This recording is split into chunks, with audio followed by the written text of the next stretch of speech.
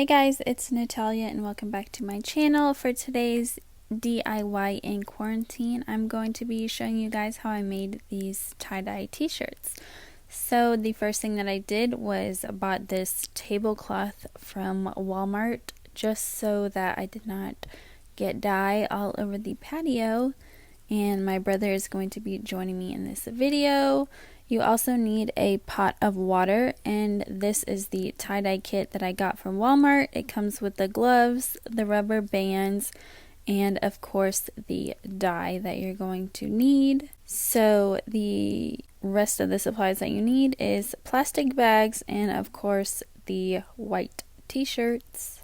So I got a t-shirt for Caden, and I'm just taking the sticker off of it, and then I'm also tie-dyeing one shirt for Daniel and two shirts for me. So I had lots of practice. So once all the stickers are off, you're going to take your pot of water and you want to dampen the shirt. I realized it didn't seem that wet, so I dipped it one more time just to make sure that the whole shirt was damp so that it would help the dye spread. So you just want to wring it out so it's not super soaking wet, and wherever you start your swirl is obviously going to be like the center of your tie-dye. So I just started kind of in the middle and I just twisted it around.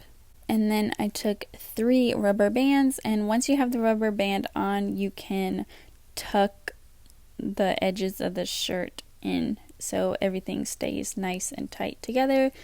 That is how you want it, and I'm going to show you guys in a minute what my rubber bands look like so that you can do the same.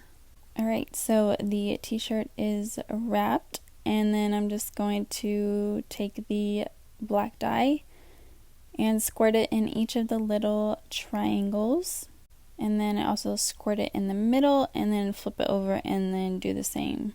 Just go along each little triangle. This was Daniel's shirt, so I was using the black dye.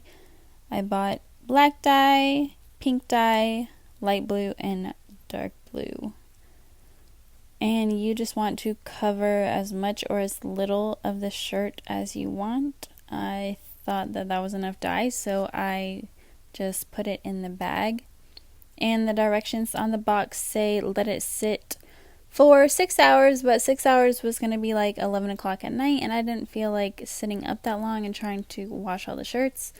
So I let it soak in for about 4.5 hours, and the dye did stay pretty good, but I think if I left the black the full 6 hours, it would have just obviously been a darker black tie-dye and not more of a grayish black.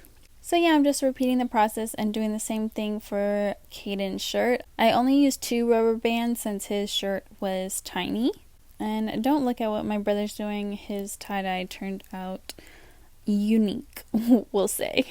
Alright, so once you let your shirts marinate, you are going to bring it to the sink so that you can rinse it out. Be careful when you're taking the rubber bands off because it can pop the dye back on you that's still active, so be careful. Alright, so you just want to rinse your t-shirt out so that there is no more dye running off the shirt. So I did this for about a minute for each shirt, and then I just put it into the washer. I love how all of my t-shirts turned out. If you enjoyed this video, make sure to give it a like. Make sure you press that subscribe button down below or the little logo on the right side of the video so you don't miss out on any future videos. In quarantine, I am uploading again 3 times a week, so you don't want to miss out. Thank you guys so much for watching, and I will see you guys in my next video. Bye.